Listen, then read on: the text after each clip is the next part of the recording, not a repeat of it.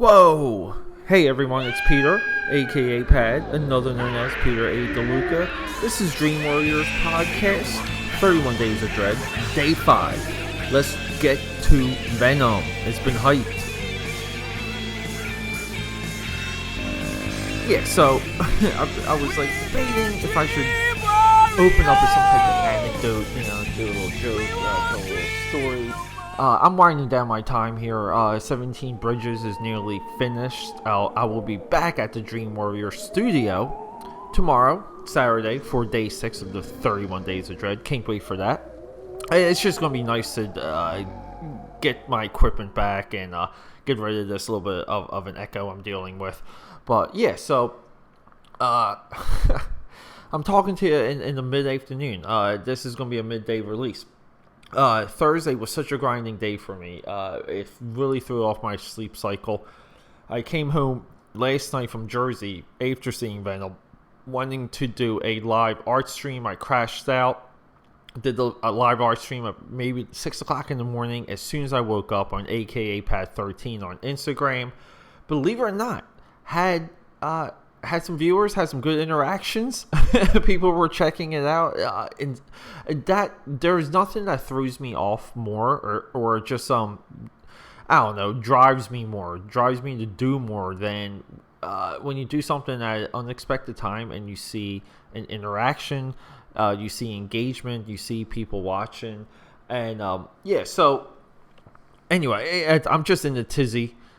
Trying to really maintain all the releases, and I wanted to pay extra attention to Venom because there's a lot happening in the movie itself, but even for me around the movie, and that's a lot of what Dream Warriors is all about. Long form conversation about movies. Obviously, even so much long form that The Devil's Candy, one of the previous episodes of this year's 31 Days of Dread, Devil's Candy is going to get reanalyzed between Mark and myself, and him and I are hyping that via text message because I'm not done talking about that movie, even though I didn't favor it, because this is what I'm interested in. I really want to know what's happening in some movies. I mean, like, even how I feel towards the movies. I want to even analyze that. So, if you're new to Dream Warriors, we do comics, streaming, TV, pop culture, wrestling, football, and a lot of times if you don't like the episode, if you subscribe, most likely if you skip the episode, there's a hopefully something you would like, one up or one down from the feed. The football episodes we try and do once a week. I'm a little bit behind on the wrestling episodes because I did do a Hell in a Cell recording, but the codecs didn't save, and I lost what I thought was a heck of a 45-minute discussion on the newest Hell in a Cell by WWE. So look, from this time talking to you, one of the reasons why Venom has been so special because it's a character that's been visually immensely impactful my entire life. When I got into comics, Venom was just emerging into the scene, into the sphere. This is like 93, 94. The artist that rendered Venom that I'm most connected to is Eric Larson. He just had a way, and Eric Larson's forms are just corrupted, exaggerated, ugly.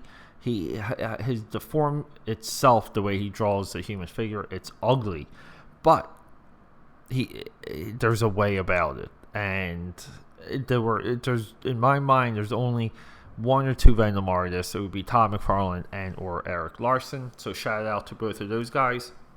And going back to my early collecting days, oh my god, the Venom action figures were always a immediate purchase from the early Toy Biz days. One of them they even took off the market, which was this Venom. It came with a talking box that attached to his back, so you can make the character talk. And he said, "I want to eat your brains," and they took it off the market, and everyone predicted that was going to be $1,000 figure.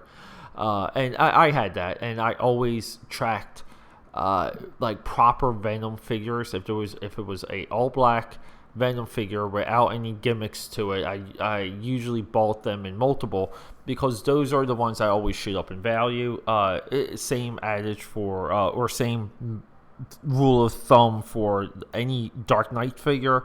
Anything with Batman that is the Batman proper, most likely that's a figure that will jump in value. But yeah, so I'm just thinking about yesterday. I beat myself up so much, and I came home relatively early today from the 9 to 5, and took a nap. I had to take another nap, so I ate about 30 chicken nuggets, took a nap, planned out somewhat the rest of my weekend, and literally crashed out while watching the Patriots-Colts replay from last night's Thursday Night Football. Shout out to the Patriots for dominating that game.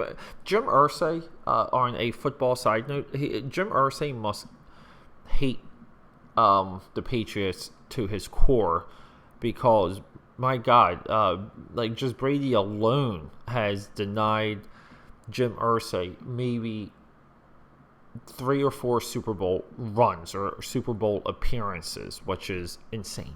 And that includes one for luck. But yeah, let's go through the plot of the movie. So 2007, let me jump into Spider-Man 3. 2007, Topher Grace portrayed Eddie Brock as a complete dynamic opposite of Peter Parker, who was played by Tobey Maguire. That movie was directed by Sam Raimi. And Spider-Man 3 is a well-documented meddling of the studio, like how a studio can reach its arm into a movie, play around with the engine, do a couple things, pull a couple spark plugs, and expect the engine to run. There was a conflict between Sam Raimi and the studio where he wanted, I believe it was the Vulture, and Sandman. Sam Raimi was more connected to, we'll say, the Stan Lee, Steve Ditko villains for Spider-Man, and the studio wanted Venom. Obviously, I think that would have been like a fair exchange, because look, clearly Sam Raimi had a story to tell with the Sandman. Okay, he had a point of view, and if you go through the origin of that character and the scenes of the character in Spider-Man 3, it's abundant. He had something he wanted to tell. The studio was like, look, you have to put Venom into the movie, and I think some of the low-hanging fruit conversation about that really stems from this labeling that the studio just wanted to sell action figures. Well, okay, cool. They gotta stay in business. The studio really didn't interfere much with Dr. Octopus and Green Goblin for Spider-Man 1 and 2. There's a side of me that wants to say that Sam Raimi, and he never really recovered from Spider-Man 3, which is very telling, because I really feel like he may have bitched out and got a really big head on his shoulders, because the studio made an investment in him on 2 movies. They let him run the ship. He got his way, and maybe the studio needed theirs. I think that point of view really doesn't come across at all when we talk about Spider-Man 3. The studio was due theirs. Now, for a third Spider-Man movie, at that point, as great as the first and second movies were, because I love them both. I love them through and through. The Danny Elfman score, the Alex Ross credit sequence for Spider-Man 2, #lit. So having a Venom-driven Spider-Man 3 would have been phenomenal. It would have been great. Venom is a horror-based villain. He is based on your nightmares. Visually, he's your nightmares. That's why he just works so well. I'm talking to you from a Venom shirt that I bought at the theater because I went with John. He bought socks.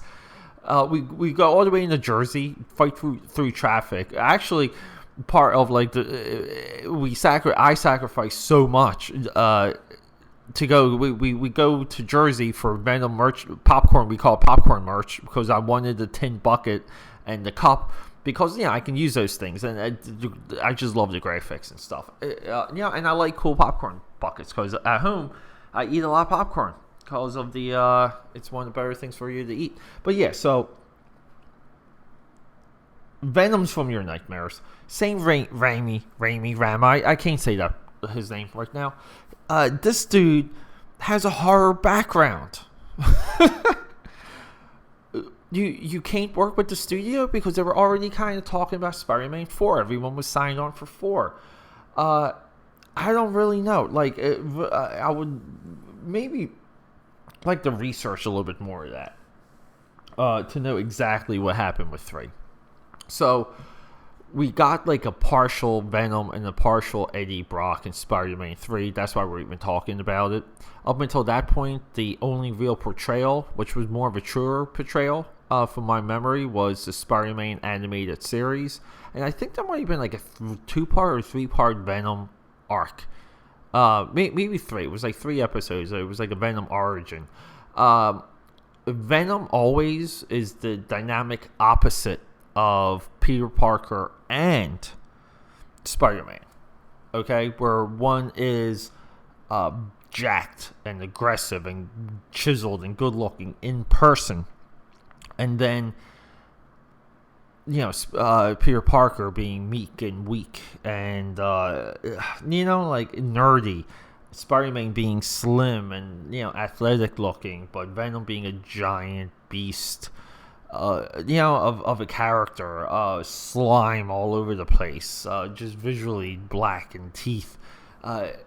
So we really didn't get a full Venom like movement origin or what, or Spider-Man 3 paid no attention to Venom because Sam Raimi was directing 3 villains. He was working with 3 villains in that story: Green Goblin 2, Sandman, and Venom.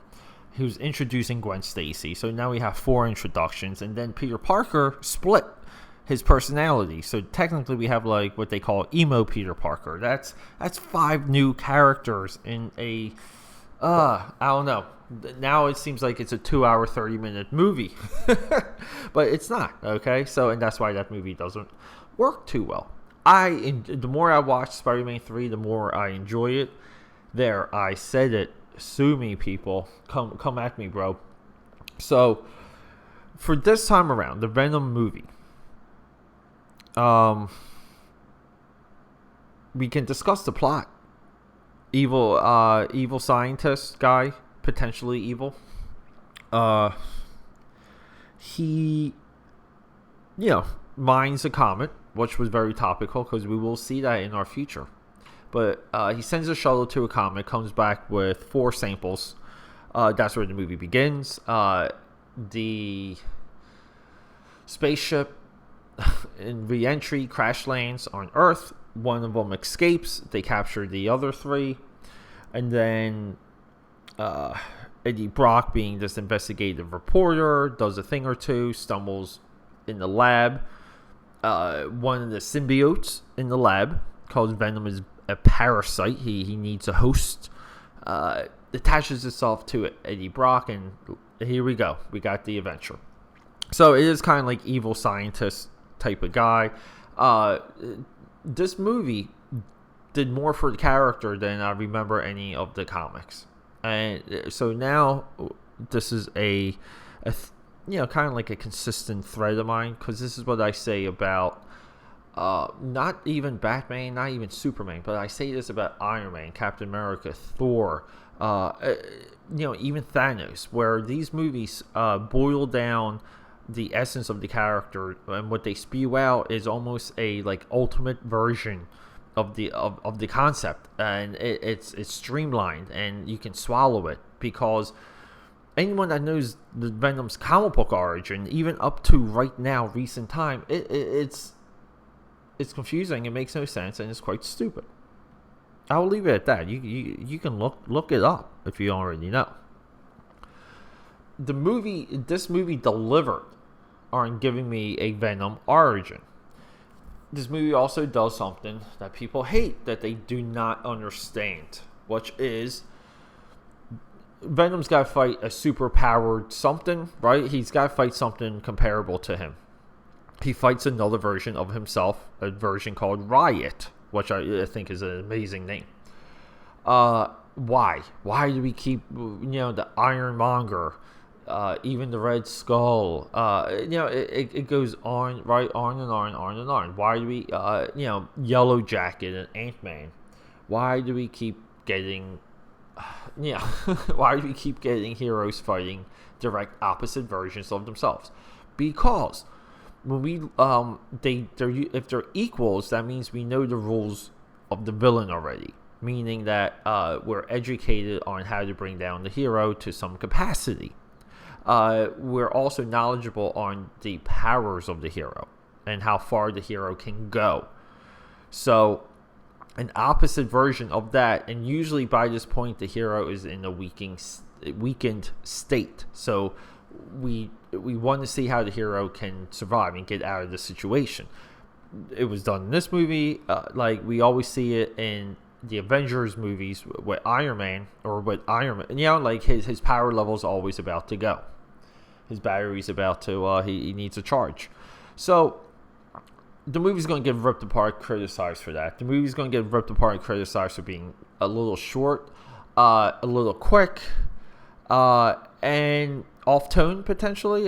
This is how I just envisioned it. But look, this movie delivered with me on multiple levels, and another one of those levels being that it showed me things I really never thought I would see on the big screen regarding the Venom mythology.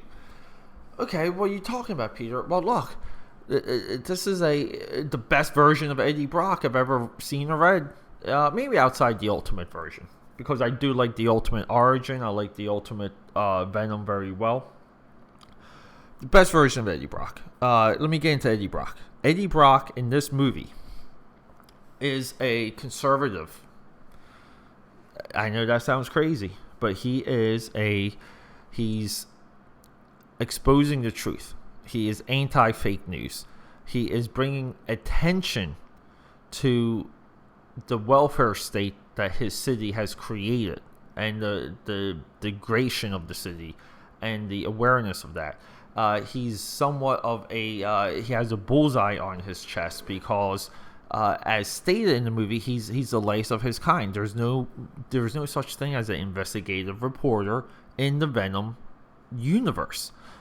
He's coming from a very left-leaning city that basically built itself into the ground. It scaled as much high as it has in low. I know that's a little bit of a platitude. And look, and when I say conservative for Eddie Brock, he's not, he's not preachy about it. But we see some of his principles and what he stands for in a quick montage, very quick. In the beginning of the movie, because he's somewhat of a YouTuber. He's Tommy Robinson, who just went to prison, in the UK, for reporting about Muslim rape gangs that are somewhat covered up by UK officials. But anyway, he's Tommy Robertson in a comic book form, okay? But no, it's a cool version of the character. I think even if he's right-leaning, it does fit the character 100%. And that's more or less the commentary, not even what he might stand for. It's just that he's outside the box. While he's an outside thinker, and that's a little bit where he gets his edge.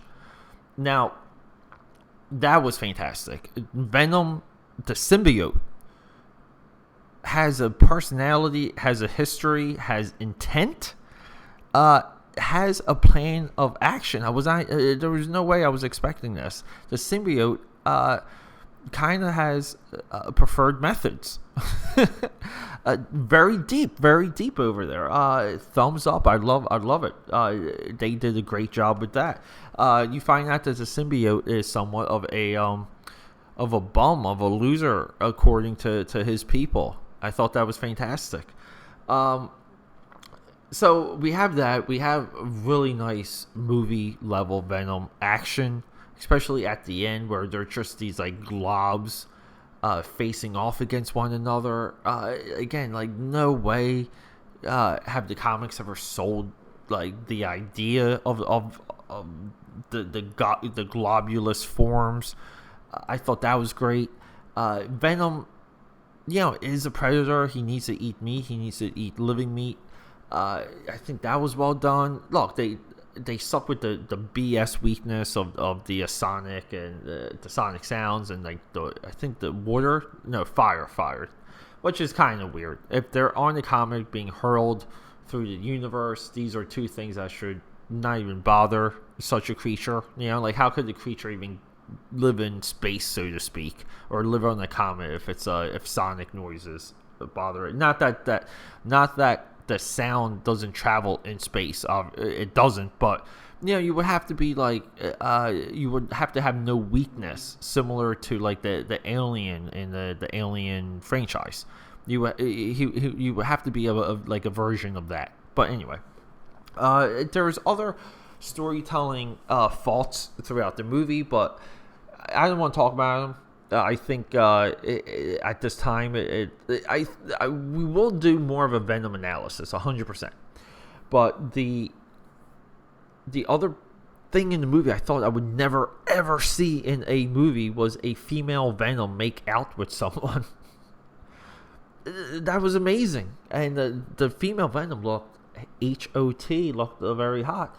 So I don't really know. I know the criticisms for this movie are going to be heavy, but the movie's already made $10 million, which is, I think, already a October record.